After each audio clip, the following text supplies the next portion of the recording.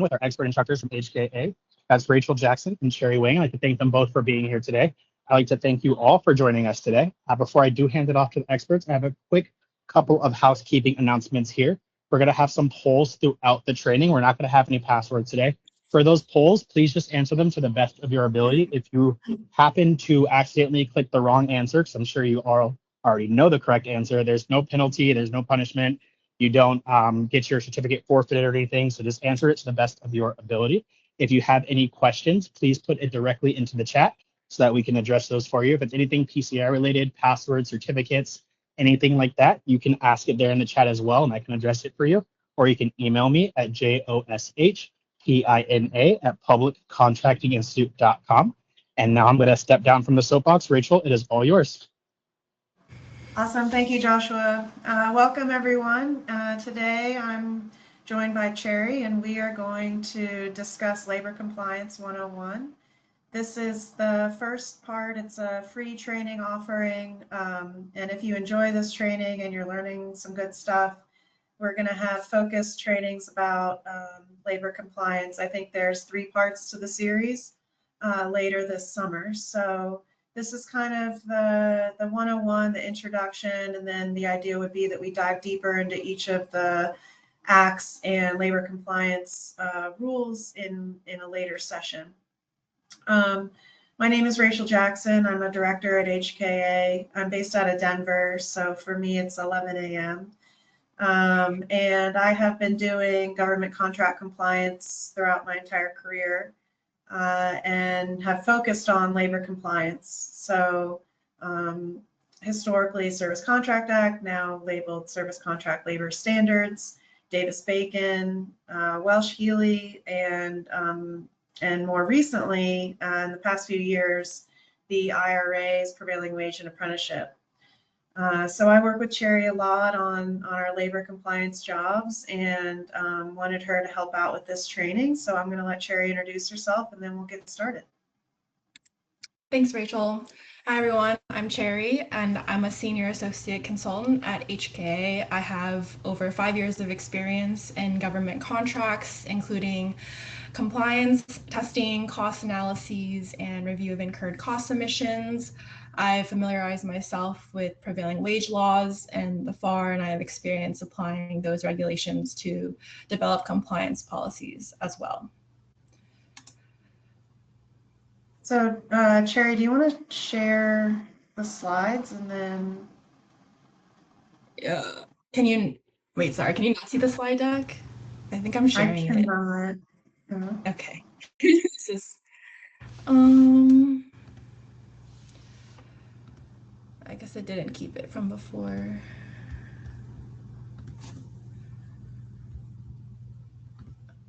Okay, what about now?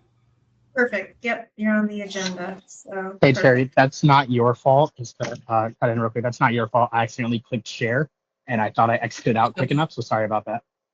Oh, no worries. All good. Okay, so today on our agenda, we're going to give an overview of each of the labor acts, and before we dive really deeper into each of those, SCLS, DBA, PCA, and we're calling the IRA Prevailing Wage and Apprenticeship, PWA. Before we dived into each of those, we're going to kind of back up and talk about what is prevailing wage, how do we determine what is prevailing wage, and so we'll review prevailing wage and fringe benefits by reviewing some wage determinations and going over what that is, what information is included.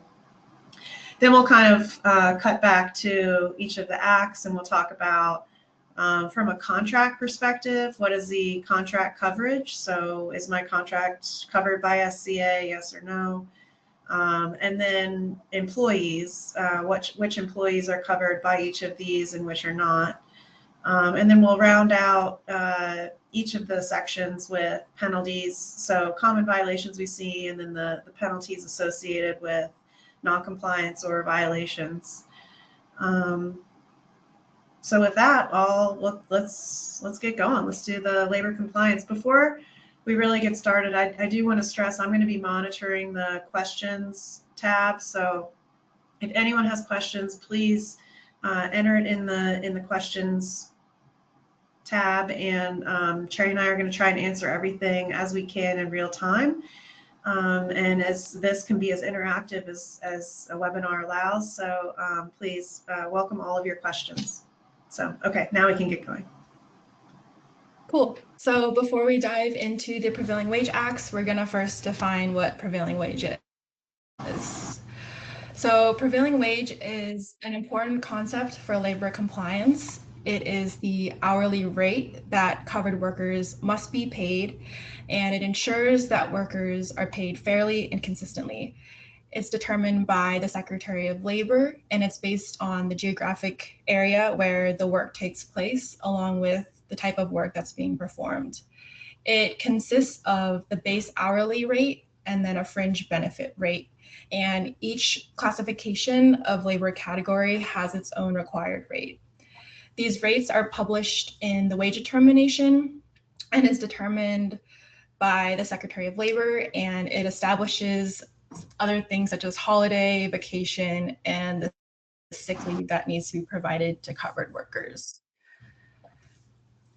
So here is an example of a Texas wage determination. And as you can see, sometimes it's only the wage rate and there's no fringe benefit that's owed. Sometimes it's both the fringe benefit and the wage rate, and the wage determination dictates this liability for the contractor.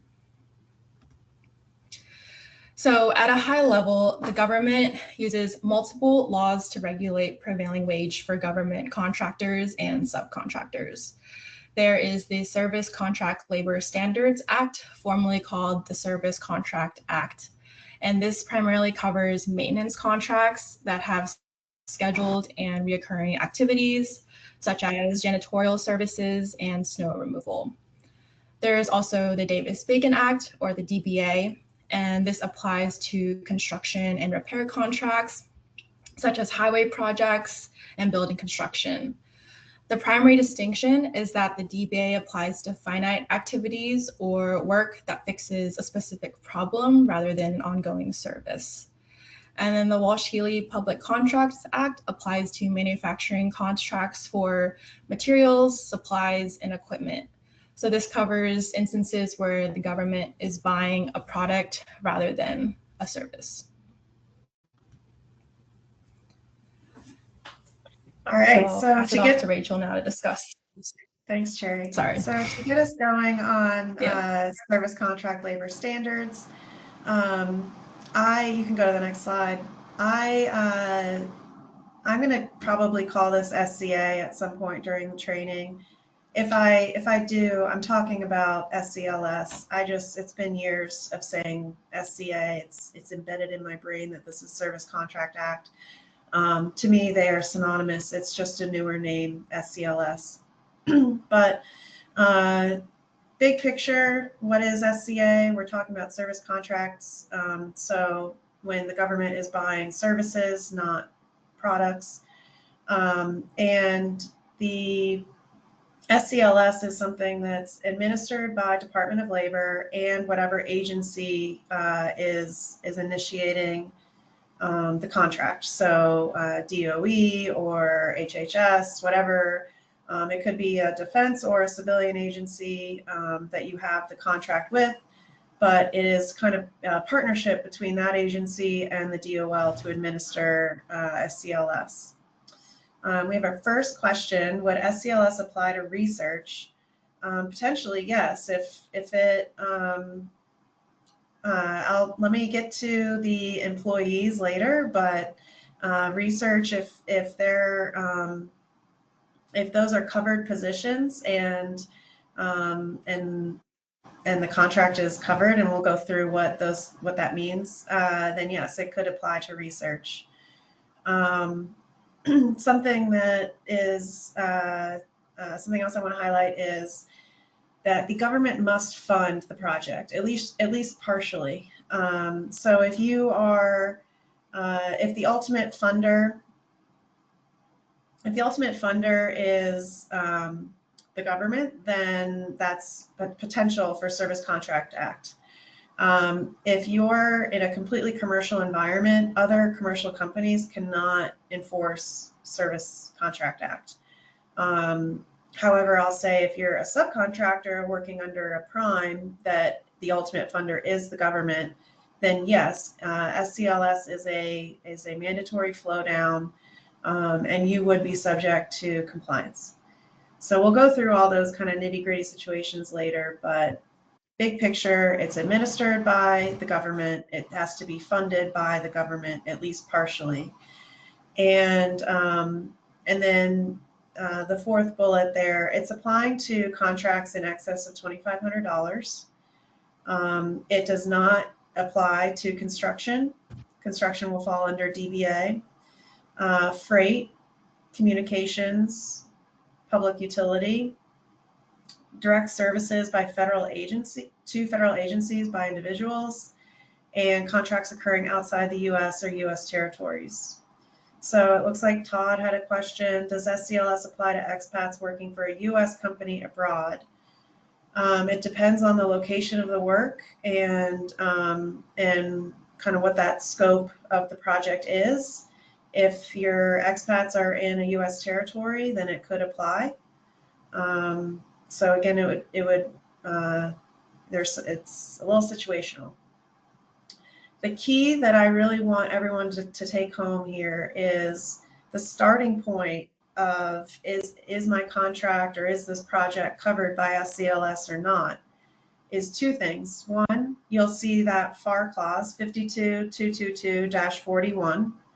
You'll see that clause referenced or incorporated within your contract with the government. And second, you will see at least one wage determination either referenced by number or actually attached to the contract. Both those things have to be true for your contract to be covered by SCLS. If you're a subcontractor, same idea, except it's your contract with the prime, right? So your contract with the prime needs to include that clause and at least one wage determination. Okay, now you can go to the next slide. So we have our first question, our first poll. So the contract has incorporated the FAR clause and no wage determination. Is this contract covered by service contract labor standards? Yes or no? Now I don't know. Okay, yeah. So Joshua pulled up an actual poll. If you guys could go ahead and vote on your answer, and we'll go through the responses in a second.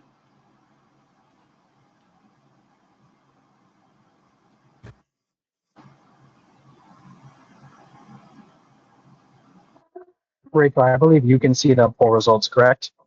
Yeah, I'm kind of Okay, waiting so you for see, yeah. a little over half responded.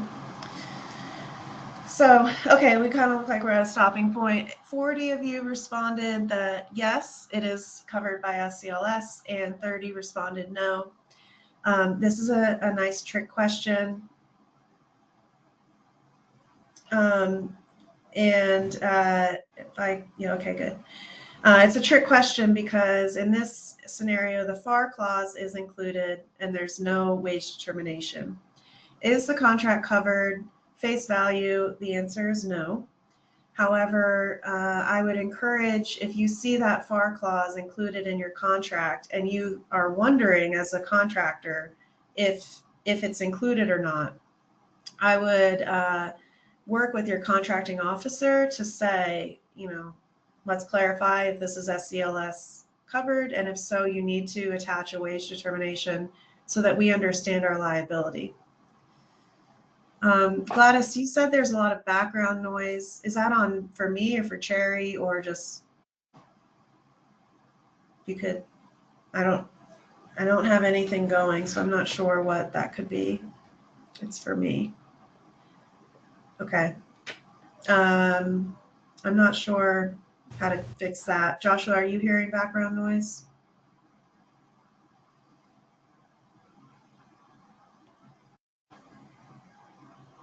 Sorry, I thought I was unmuted, but I guess I was not. I'm not hearing any background noise. It might have been from my mic just being hot before, but it was muted earlier, so I'm not hearing any background noise really. Okay. I'm going to keep going, but I'm sorry, Gladys, if you're hearing background noise. So go ahead, next slide, Sherry. Maybe Cherry, try muting yourself. We could mute while the other's talking. I'm not sure.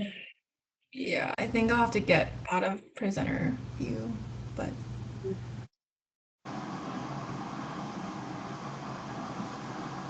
I will say I can still hear the background noise even when I'm muted. So I'm not sure where that's coming from, but I can mute myself. Okay. Well, sorry, apologies, everyone. So could you go back to presenter?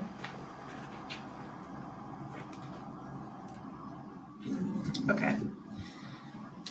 So for contracts that are above the $2,500 threshold, SCLS is requiring that you pay prevailing wage to your covered workers.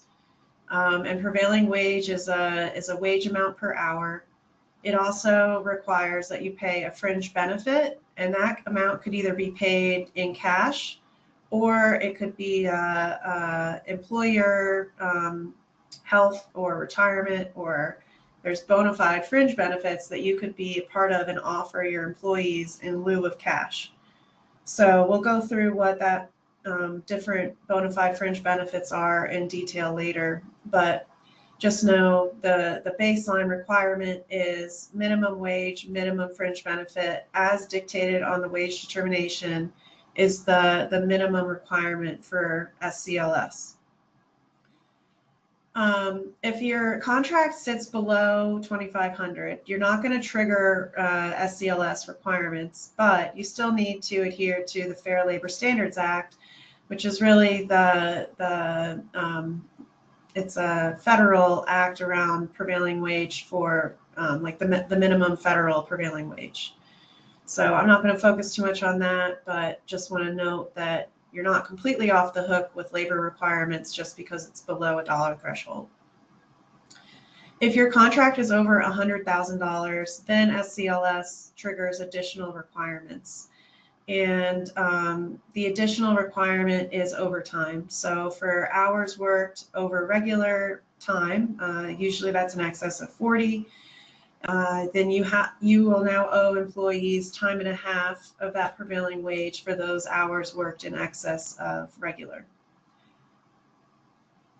Okay, we have a few more polling questions coming up. So this is around contract coverage. A contractor enters into a contract with the government for $120,000 to provide janitorial services at multiple sites. Question 1, is the contract covered by SCLS?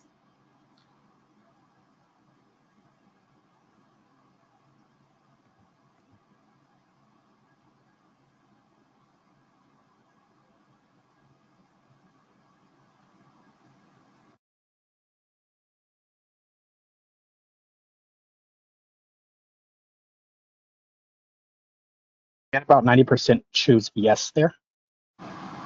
Perfect, that is the correct answer. This contract is in excess of the dollar threshold, so it is subject to SCLS. Does the contract require prevailing wages be paid to service employees? Do we have polls for?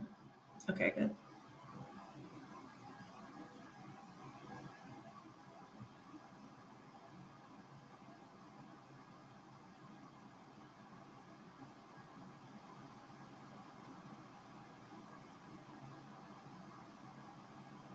Okay, 91% said yes, and that is correct. The contract will require prevailing wages be paid to service employees or covered employees. Okay, with the contract value of 120K, do overtime rates need to be paid?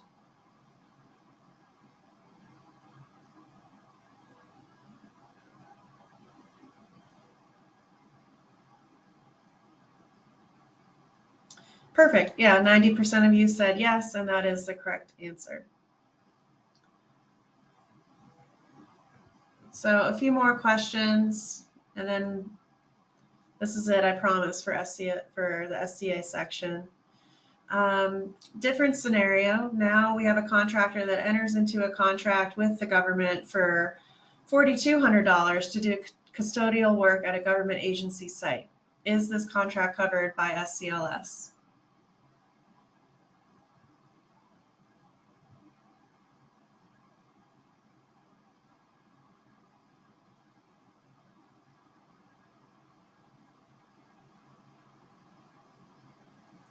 Okay, we had about 80% say no, and that is correct. Based on the threshold, the $2,500 threshold for SCLS, this contract does not meet that requirement. It's under the 2,500. So the first answer is no.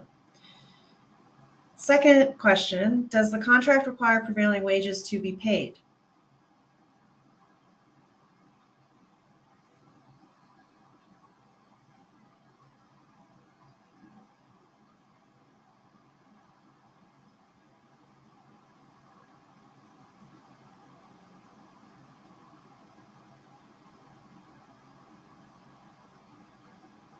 So I was letting this one go a little bit longer since this answer seemed to be more split than It's a trick question. But yeah, you can close it. It is a trick question. The contract is not covered by SCLS, but it's still covered by the FLSA, Fair Labor Standards Act. So at a minimum federal level, there is still technically a prevailing wage. So the answer is technically yes, but not SCLS. Okay, the last question. Does a wage determination need to be requested? So we have identified that this contract does not meet the threshold for SCLS. Would a contractor need to request a wage determination, yes or no?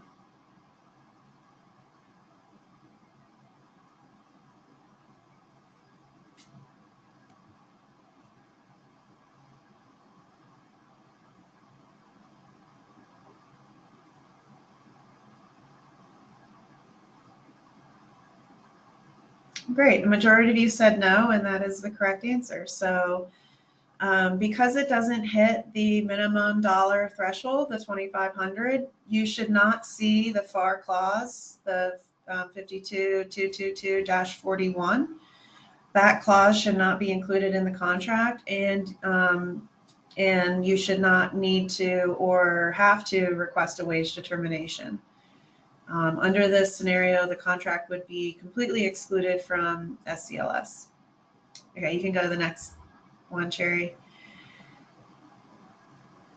So rounding out contract coverage, we're looking at a dollar amount, and we're looking at, is the FAR clause included, and is there a wage determination included? If the contract, we have determined that the contract is covered, it hits the minimum dollar threshold, it has a wage determination, and it has the FAR clause included. Then now we look at the employees working on that project to say, well, which employees are covered under SCA, SCLS, and which employees are not. Just because an employee works on a covered project does not mean that that employee is covered by SCLS.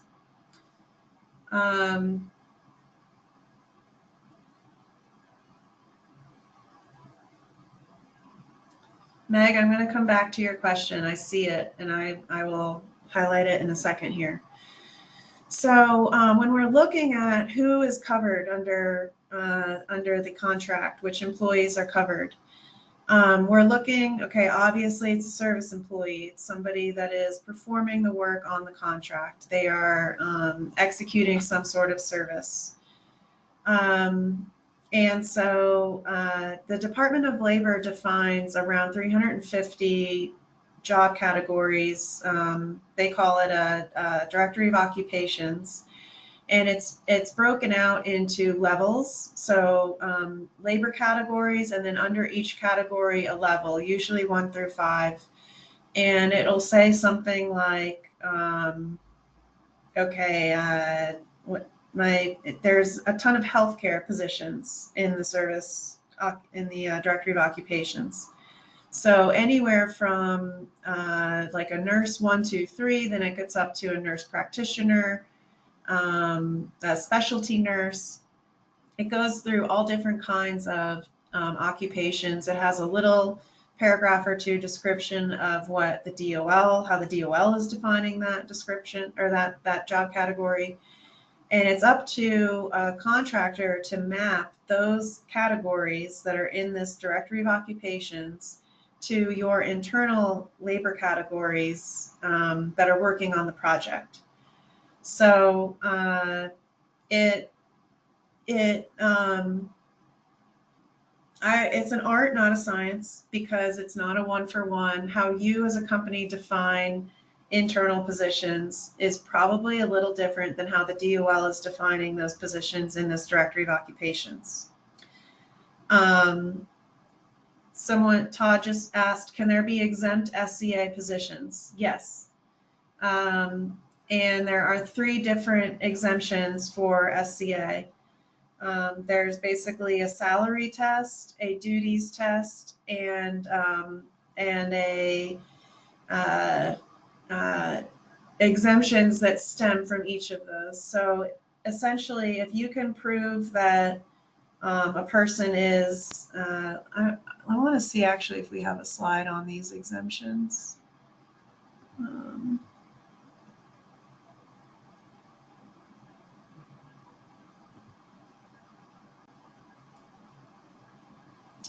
You know, we don't, but essentially, if the person is making more money than would be required by prevailing wage, then they would pass the wages test. The duties test is, there's 3 umbrellas. There's professional, managerial, and administrative. And essentially, if the person has a certain degree, the DOL, for whatever reason, defines a lot of scientific degrees as being exempt from SCA. There's the managerial. So if the person has hiring and firing responsibility or helps manage multiple people under them, they would be exempt from SCA. And then the administrative / professional exemption is the 3rd one, and you have to look at the duties of that. That one I dislike the most, because there are administrative assistants under the directory of occupations. So you have to make sure that your description of what the work is that's being performed fits the administrative exemption and it also does not fit the administrative assistant job category. So that one probably has the most gray area. I'll just say there are exemptions to the SCA, and we would go over that in detail in the next session. And then I want to go back to Meg's question. How would someone in this scenario create pricing for an hourly rate for the person completing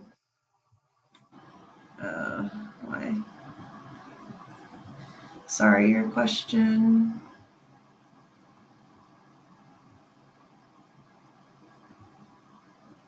I can't read the last part of the question, but how would someone in this scenario create pricing for an hourly rate for the person completing the work, I think is the question.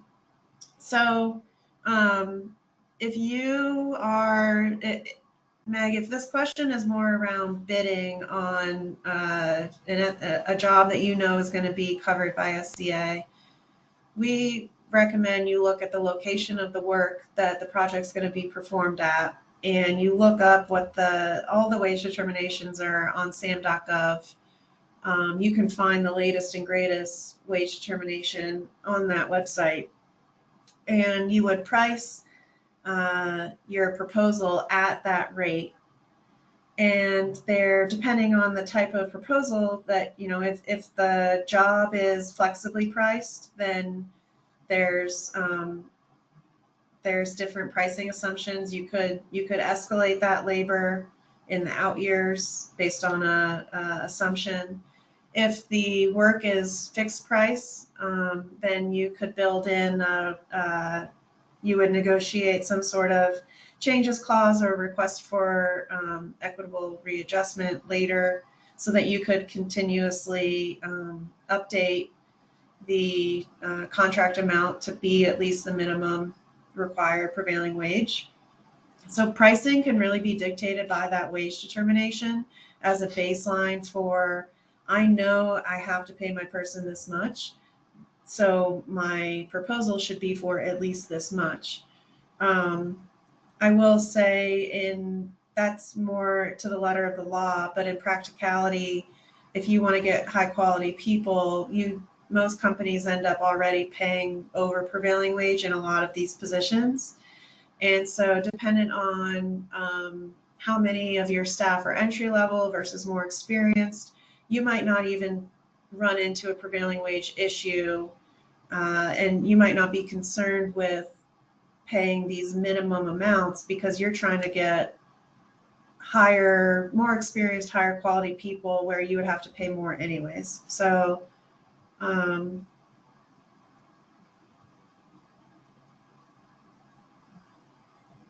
yes, exactly. Typically you guys use the prevailing wage and look at in an area rate search if that prevailing wage is low. Yes. If depending on how large your company is, I've seen where some companies have a lot of tools through their human resources where they've done salary analysis and there's methodology around wage bands and salary bands for different levels.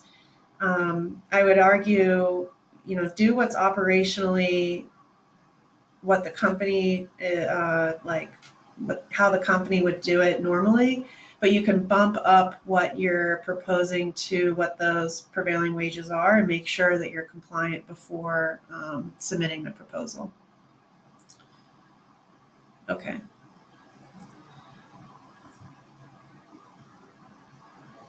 Are all non-exempt positions in an SCA covered contract subject to wage determination? Typically, yes. Typically, non-exempt is the starting point of, if I were to come in and look at a project's project staffing, I would start with all the non-exempt folks. But SCA is the trickiest because there are positions that, for example, nurses, where you have gotten above a college, a four-year undergrad degree, you have a certificate all the way up to another degree, higher ed degree, and those positions are paid with salary, and yet the DOL determines, they have determined that those are covered by SCA. So I think non-exempt is a good starting point, but I want to stress that it is not all exempt employees are exempt from SCA. That's not the case. We have to look at what the job responsibilities are, and how those duties align to the Directory of Occupations, and make a judgment call from there. So I always recommend that clients keep a labor category mapping methodology documented, so that if I was a new hire and you were training me, you could easily point to something and say, this is how we map internal positions to external projects with the government. Typically, these positions are covered and this is how we map them to a DOL, Directory of Occupations position, because that's going to correspond to however you map it is going to be the labor category that you look for on the wage determination to know what you have to pay those people. So a janitor 1 is a janitor 1 is paid a janitor 1. That's a very baseline example. Nurses, I think the medical field and the technology field are industries where the government just has not caught up to where current day is. And so you'll see a lot of outdated IT positions and healthcare positions that are still included in the Directory of Occupations. And it doesn't quite align to what's actually happening in industry. a lot of times those positions, there's not a huge worry because you're paying those people well above prevailing wage, but they still technically are covered under the act. So, okay, I'm going to move on because I know we have a lot to get through. So the requirements of SCA, contractors must pay prevailing wage, given that LCAT, given that labor category. They also must pay fringe benefits.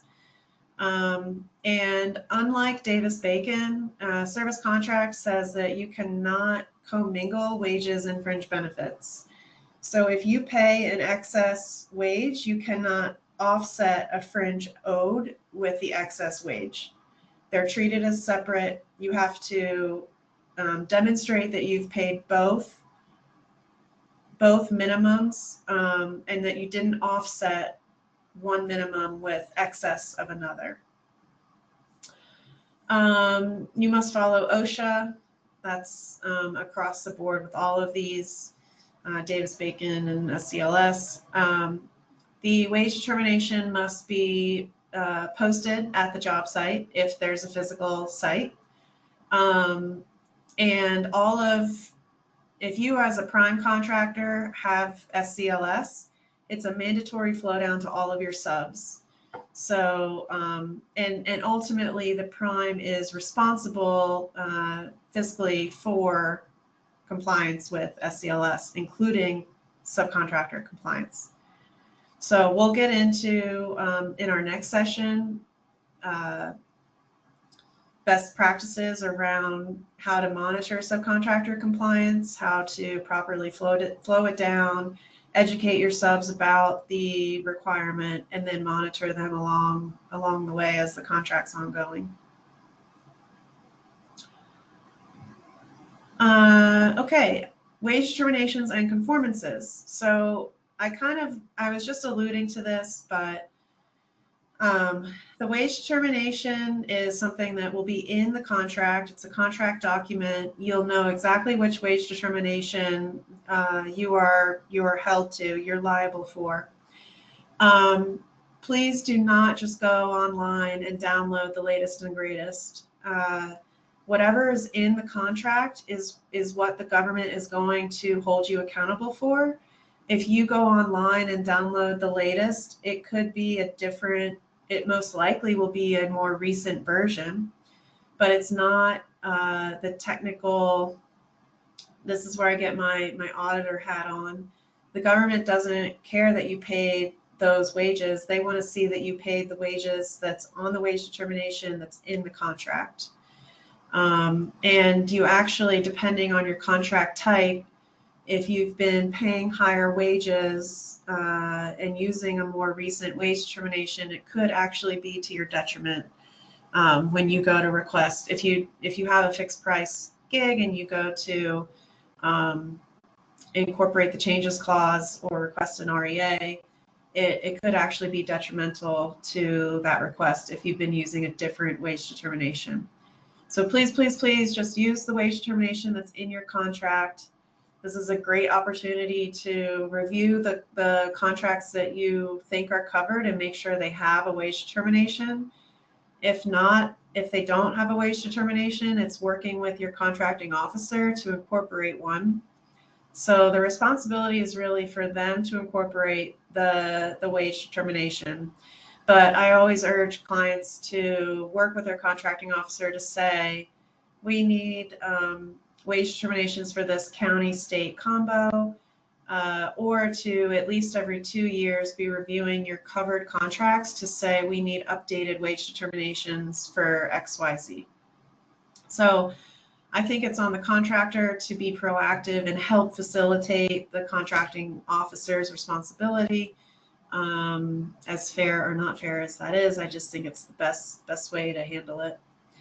And if you're looking at your positions that are working on the project and there's either a group of positions or even just a single position where you're not sure, they seem to fit under the umbrella of service contract, meaning they don't fit any of the exemptions. They don't seem like a managerial, administrative, or what was the other, professional. And so you think they're SCA covered, but you also don't see where they map one for one to a directory of occupations. There's a process called a conformance, which is a formal request to the government saying, we would like to incorporate this position or these groups of positions into our wage determination. Also, even though you see a position in the directory of occupations, it may or may not also be listed on the wage determination. So sometimes we see conformances where it's a directory of occupations DOL position that you're just adding to your wage determination. For whatever reason, not all the 350 positions are on each of the wage determinations. So that's a more frequent occurrence of where I see the conformances being used. And the conformance is a standard form 1444. You basically are requesting your contracting officer, we want to add this labor category at this rate, and this is our explanation for why. So, yeah, we can dive deeper into conformances in the later session, but that's basically what it is. The next slide will show what a typical wage determination looks like for SCA. So it's a little small, I apologize, but you'll see there's some accounting clerk, there's customer service, general clerk. So there's labor categories and then levels, 1, 2, 3. I'm seeing a lot of 1, 2, 3s on this page, but the directory of occupations can go higher than just 3 depending on the labor category.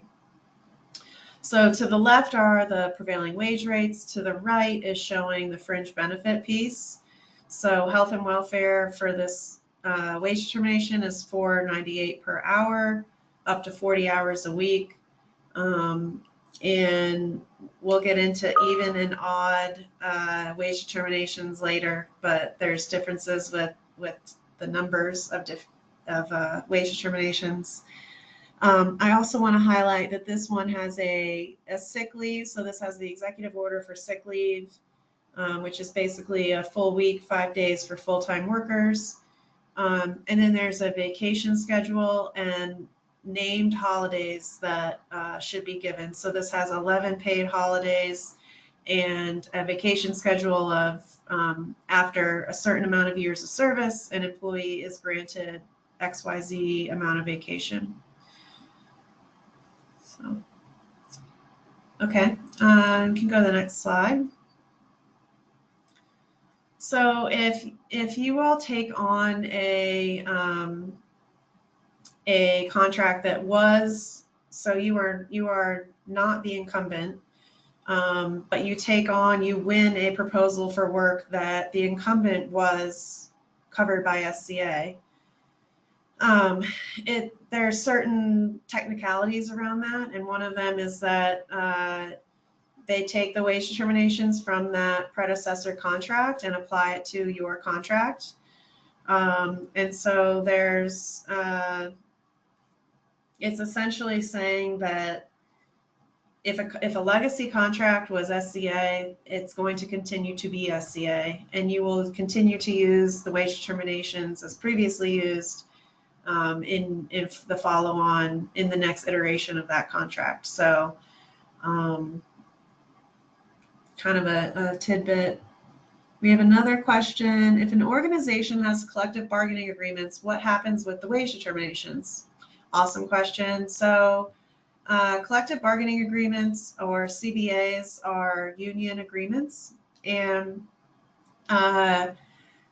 typically SCA and DBA, especially DBA, we see where companies just use union workers. If your organization has collective bargaining agreements, I would look at what those agreements terms are compared to the wage determinations. I'm not a betting woman, but I would bet that they are richer, meaning they have higher wage requirements and more vacation. than a wage determination. And so usually if you're following your CBA, you're also in compliance with the wage determination. Technically, from a more legal contractual perspective, the wage determination is going to be what's included in the contract, and that's going to be ultimately what the government wants to see you're compliant with. And so you, at the end of the day, will have to demonstrate that you are compliant with that wage determination. It's a lot easier to do when you already have, well, none of this is easy, but if you already have collective bargaining agreements that are at that wage or higher and at that fringe requirement or higher, then it's easier for an organization to demonstrate compliance with SCA. But those requirements do not, unless something is specifically negotiated, those requirements don't automatically go away. You're still on the hook for the wage determination SCLS compliance. Okay, you can go to the next question, or the next slide, sorry. So we do have a quick polling question. So under SCLS, is the contractor responsible for identifying the correct wage determination for a contract, yes or no?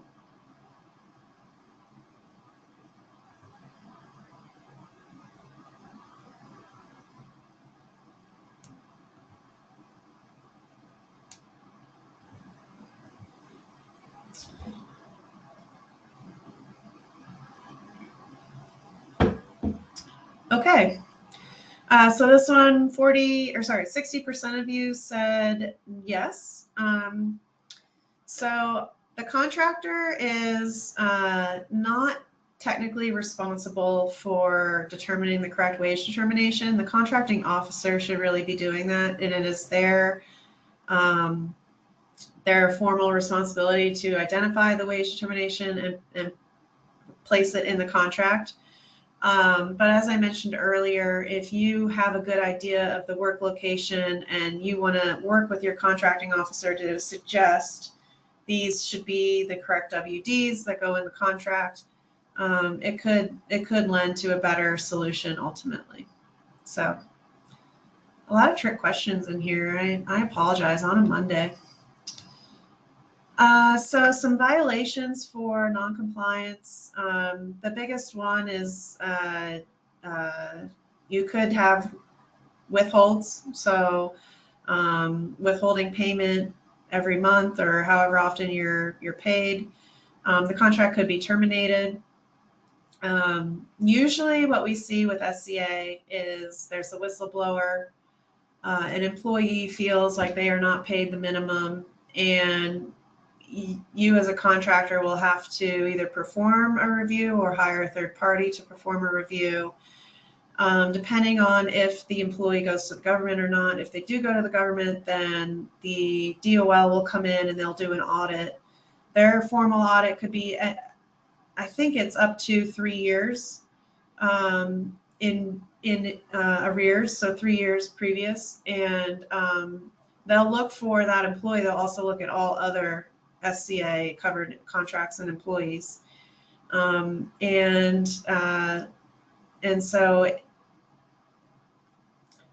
it to me, SCA is higher risk because we're looking at a large group of employees, and it just takes one complaint for the government to get involved and perform an audit.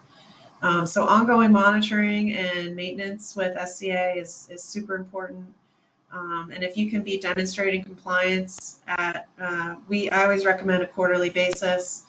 It also fits in nicely with making back payments on a quarterly basis. You could either issue it directly to the employee, or I recommend if you have a retirement plan set up, you could make back payments towards the retirement plan as a slight tax advantage for the company.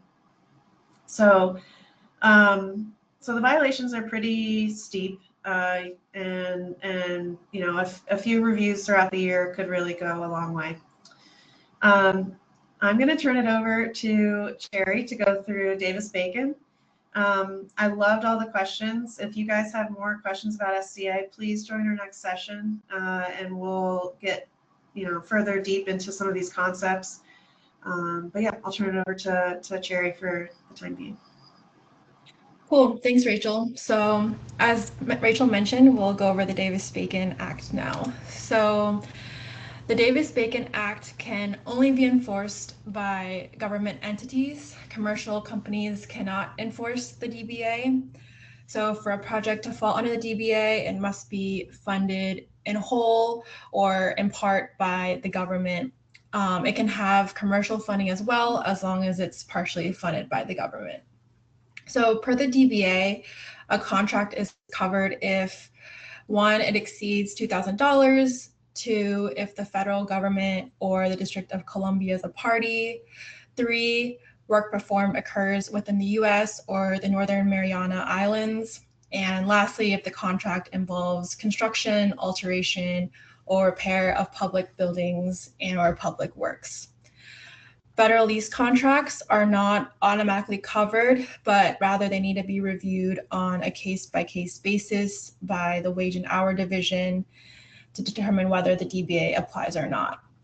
And when the DBA applies, the contract must include the construction wage rates requirements for a clause and at least one wage determination to ensure compliance. So if a contractor only sees the FER clause and not the wage determination, then they are not covered, and the contractor should request from the contracting officer that the wage determination be incorporated.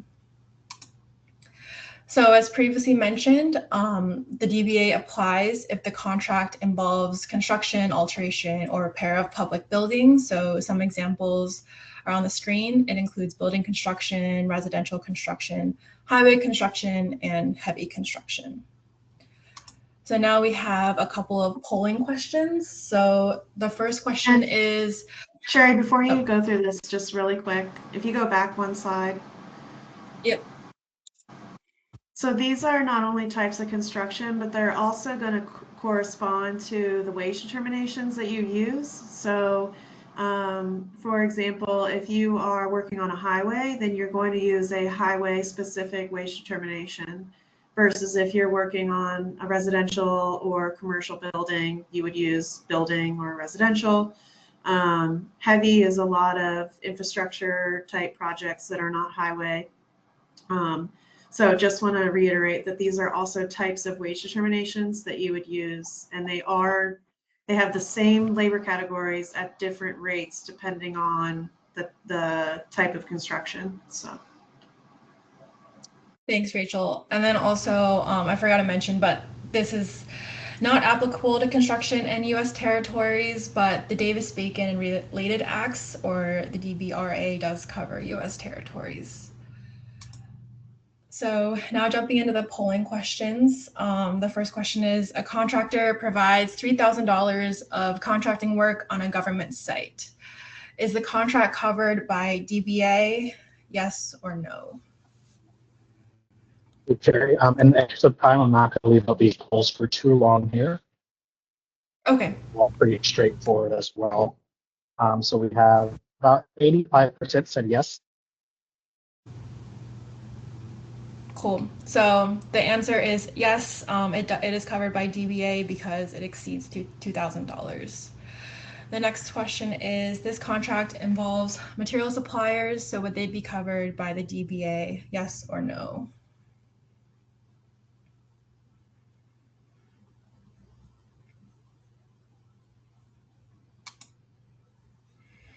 This one is pretty split, but we're leaning about 60% towards no. Okay, yes. So the correct answer is no, because the DBA explicitly states that it does not cover material suppliers and only services. So the next question is, the U.S. government is a party to a contract for $5,000 worth of building repair in Puerto Rico. Is the contract covered by DBA, yes or no?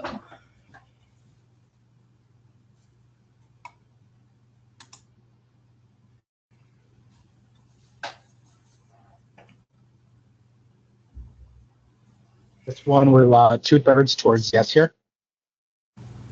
Okay, this is a trick question. It is no, because Puerto Rico is not in the continental U.S. And the next question is related, is the contract covered by DBRA or Davis-Bacon and related acts? Yes or no?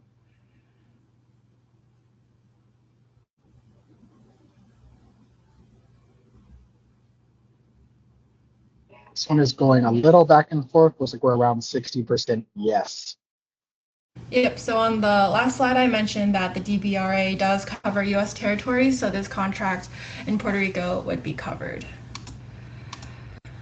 So moving on to applicability and employee coverage.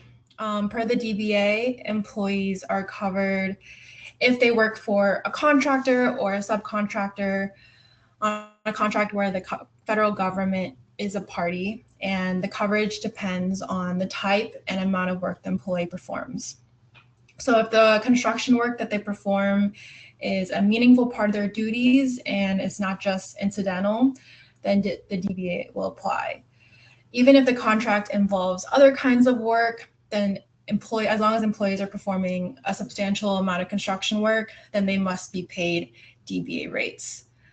Material suppliers are excluded even if they are on the site of a DBA covered project. And material suppliers typically include those who pick up, deliver materials, do not manufacture on the project site, and are not exclusively dedicated to contract performance.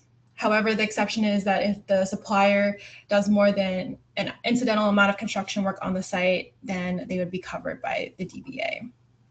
So once a contract is determined to be covered by the DBA, then the company must review all direct personnel working on the project and compare their job duties to the labor classifications in the wage determination to ensure that each worker is mapped to the correct classification, to make sure that all of the employees are receiving the proper prevailing wage and fringe benefits as listed in the wage determination. So for key responsibilities that contractors have under the DBA, as mentioned, contractors must pay at least the prevailing wage listed in the wage determination for each labor classification, and they must also pay overtime wages for overtime hours. They must also provide required fringe benefits, and if a contractor pays more than the required prevailing wage, then that extra amount can also be counted towards the fringe benefit requirement. So essentially, the sum of the prevailing wage and the fringe benefit must be equal to or greater than the amount in the wage determination. Contractors must also post the DBA poster along with the wage determination at the job site if there is one, so that workers know their rights and the required pay rates that they should be paid. Weekly CPRs or certified payroll reports must be submitted to the contracting agency, and they essentially document who worked and what they were paid.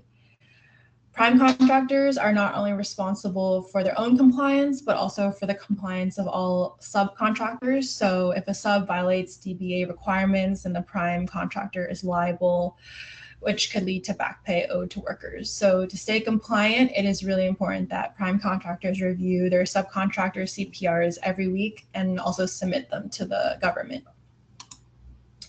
This is an example of a wage. Yep. Sorry, we do have one question. I know we don't have much time left, but this question was, could you please explain again the difference between DBA and DBRA? And after this question, I think we can leave any other questions till the very end. Yep. So, Rachel, I think if you can cover this, yeah, no problem. I think big picture, the Davis-Bacon Act is when you're working with the government on a public works job.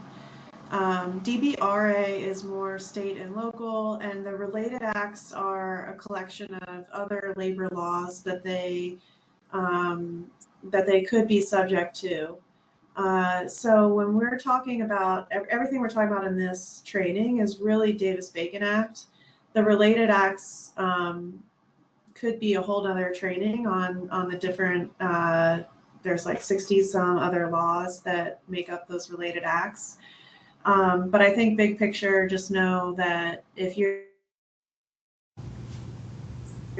have a project with the government to do a public works then it's going to be covered by DBA.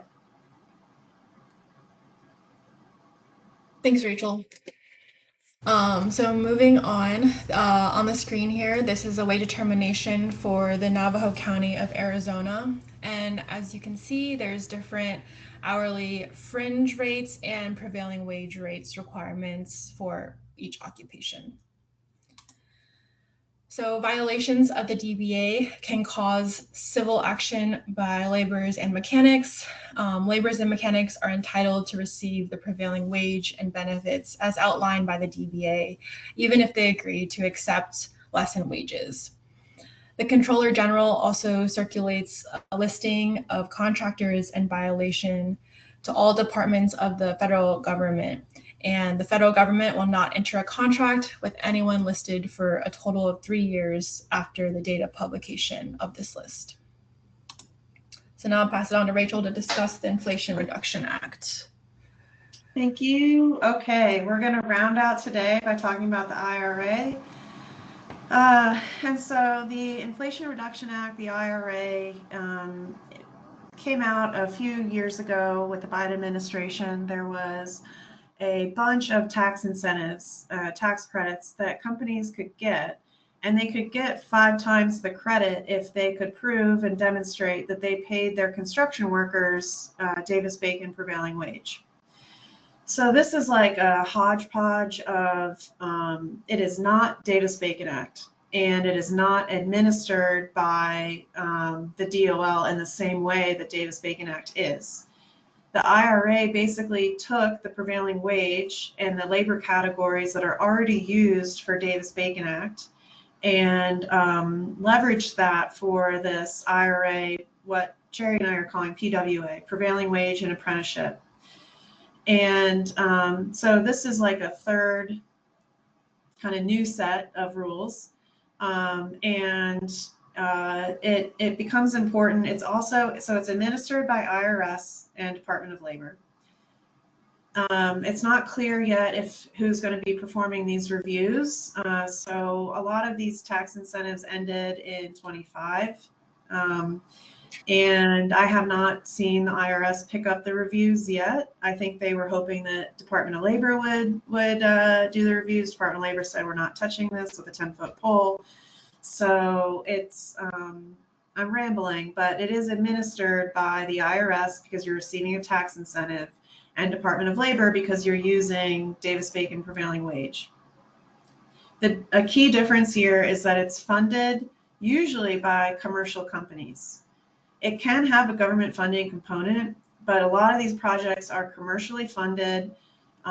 Think it's like a large construction, you know, your carbon capture, your solar farms, wind farms, a lot of the green energy initiatives that were under the Biden administration are funded by ultimately a commercial customer, commercial company, and they are seeking a tax incentive.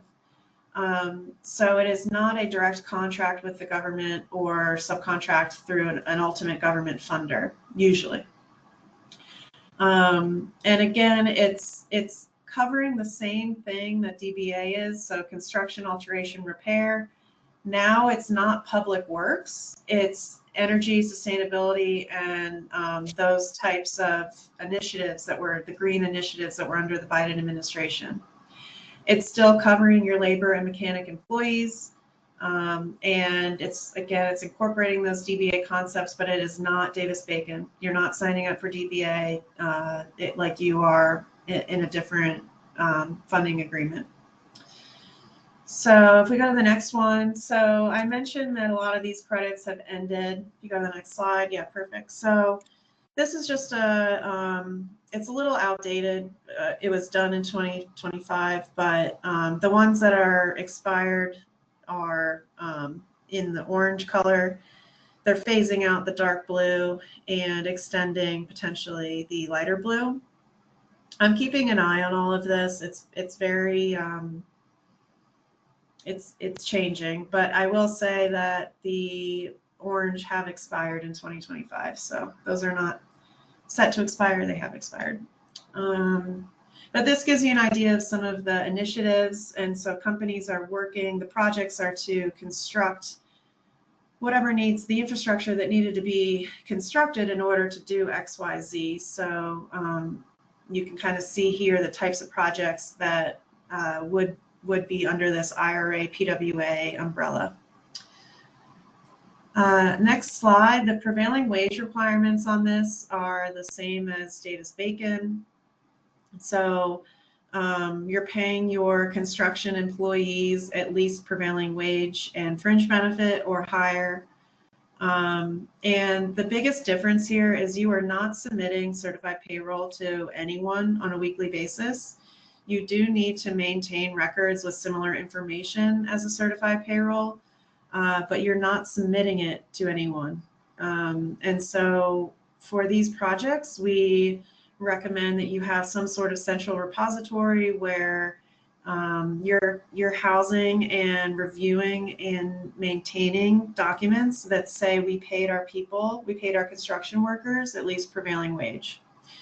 And that ultimately will be reviewed in theory by someone, IRS I'm assuming, when it comes time to issue that tax incentive. So it's part of a tax, a proposal for a tax break or tax incentive, tax credit, however you want to call it. It would be part of that package to demonstrate that you get 5x the credit because you paid prevailing wage. Similar to, so we're using the Davis-Bacon wage determinations. The biggest difference here is that the project will decide what wage determination to use. So you are not working with the government to figure out what's the best wage determination. Ideally, the funder, and sometimes we see where the general contractor is identifying, we are going with this wage determination. And again, it's just that'll be housed and used to demonstrate compliance if ever reviewed later down the road. So it's best practice to incorporate that initial wage determination within the general contract and any subcontracts, but it's not a requirement.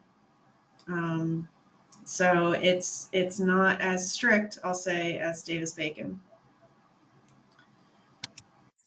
Next slide. So something that the IRA introduces that, again, this is new. This is not a requirement of Davis-Bacon, but it is a requirement under these IRA projects, is there's 3 apprenticeship requirements. So the first is a participation requirement, that orange box. And this is really every contractor that works on an IRA project, if they employ 4 or more workers that are construction workers, once they employ 4, they have to hire an apprentice. So to me, this is like the beginning of, if you have 3 workers the entire life of the project, you would never have any apprenticeship requirement. But once you employ 4, it triggers compliance with all 3 of these. So the first is that you hire an apprentice. That's the participation. The second is that so once you hire an apprentice, you're going to have to enroll them within a registered apprenticeship program. That is something that you can apply with through DOL. It's an online thing, and it's labor category specific. So there's electrical apprentice programs, there are welding apprentice programs, and it could be that your project already has an apprenticeship program for all of the, I'm blanking on another LCAP, but for all of the iron workers, there's already an iron worker apprenticeship program, and you just enroll your employee in an existing program of the IRA project. That program has an apprenticeship agreement, and that apprenticeship agreement will identify, it will define that ratio requirement, the light blue box. And this is a ratio of apprentice workers to journey workers. So usually the most common ratio I see is 1-to-1. For every apprentice on the job in that labor category, we need a journey worker in the same labor category. Sometimes the ratios are different, 3-to-2. Sometimes, yeah, so the program defines that ratio requirement. And again, you as in order to get the tax incentive, the ultimate responsibility is being able to have controls in place where you can show we monitored that ratio requirement over the life of the project, and we demonstrate compliance in these ways. That's technically a daily requirement. I've never experienced a contractor actually monitoring that daily. I've seen where everything is monitored on a weekly level, and even that is very cumbersome. But yeah, at the end of the day, it's documentation that you're keeping to show we adhere to that ratio requirement. The third requirement is the dark blue box. This is a labor hours requirement, and this is across all subcontractors, all general contractors, across the entire project, over the life of the project. A certain percent of the work on that project needs to be done by apprentices. So the most, it was an incline, an increasing percentage.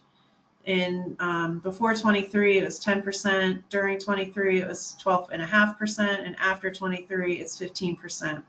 So typically, it's usually 15% for a lot of the more recent projects. So we're saying that 15% of the work needed to have been done by apprentices. So these are the 4 tests that we run for IRA prevailing wage and apprenticeship jobs. We double check that they were paid prevailing wage and fringe benefit per hour.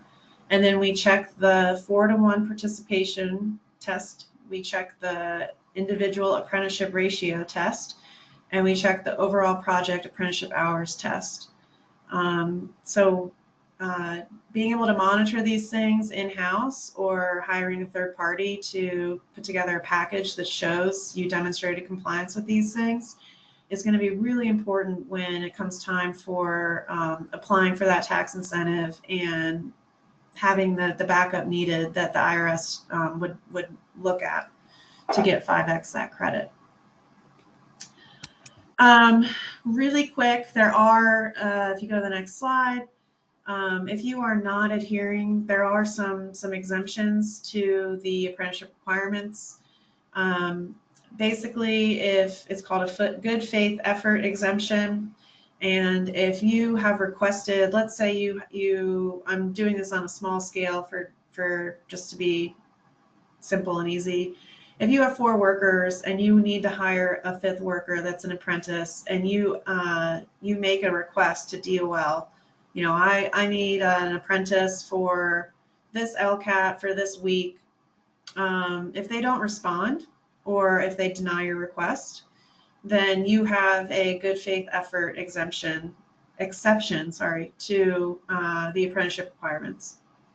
And for this, again, it's maintaining that documentation to be able to demonstrate that we tried, we were either not answered or denied, and therefore we're still in compliance with IRA's prevailing wage and apprenticeship.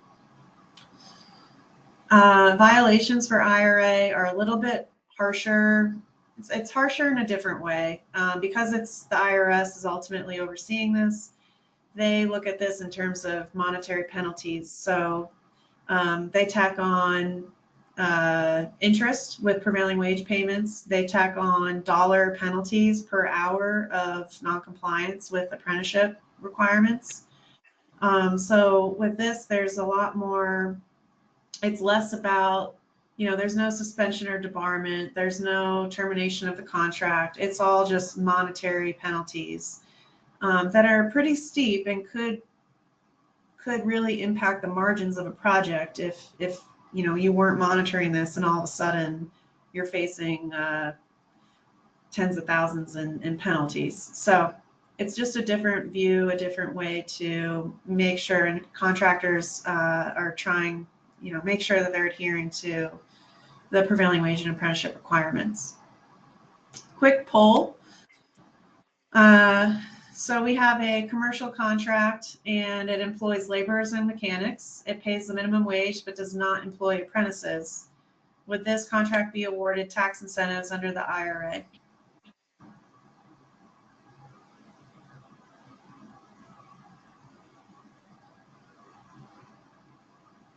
For the sake of time, let's end the poll, and 75% of you were correct. This, no, the IRA requires apprenticeship be met. So the IRA has those 3 apprenticeship requirements. They're in addition to prevailing wage, and we have to demonstrate compliance with those to get the incentive. Then final question is, commercial contract was entered to in January of 23. It employs laborers and mechanics. It pays them prevailing wage. It also employs apprentices. 17% of the labor hours are apprentice workers. Throughout the project, for every 4 journey workers, there's at least 1 apprentice. Is the contract going to be awarded tax incentives under IRA? Yes or no? So it's 17%. It seems that they're hitting the 4-to-1.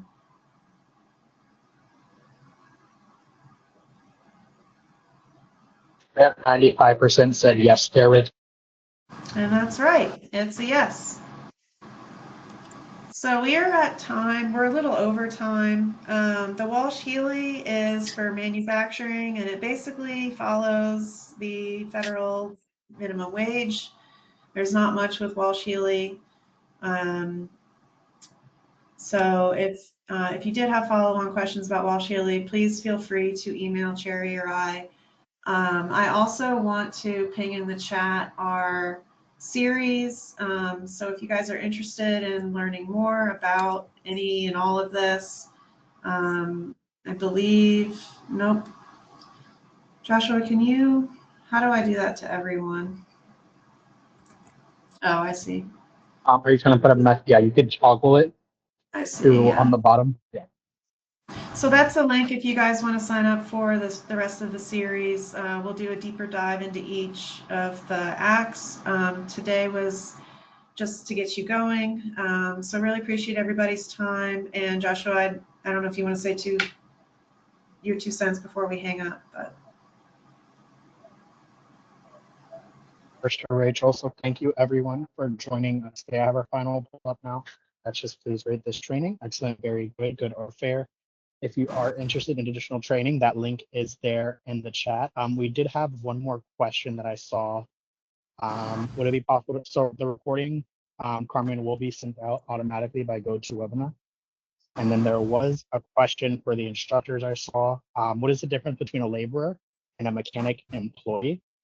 And if anyone does have any other questions, feel free to email me, joshpina at publiccontractinstitute.com. Rachel and Cherry's information is on the slide deck. If you haven't had a chance to download it, it's available in the materials tab. So please download it. Have a great rest of your day. Rachel and Cherry, it's all yours. Okay, yeah, we're good to hang up. Thank you, everyone. It just had that last question, Rachel. What is the difference between a laborer and a mechanic employee? Oh, okay, I can answer that now. So that's basically just how the Davis-Bacon Act defines construction workers. So labor and mechanic is their way of saying it's a construction worker. Those are specific. There's also specific labor categories. There's a laborer, like a general laborer, and a mechanic. But for purposes of it's just how they define construction workers without saying construction workers. So I also think someone else said, is it possible to receive a recording? Yeah, so for the recording, that'll be sent out automatically through GoToWebinar. Okay. Okay, awesome. Well, sorry for going over. Sorry about that, Rachel. So as long as you join with your email, your correct email address, you'll get that recording sent to you directly. If not, you can always reach out to me. I think we're all set. Have a great rest. Thank you.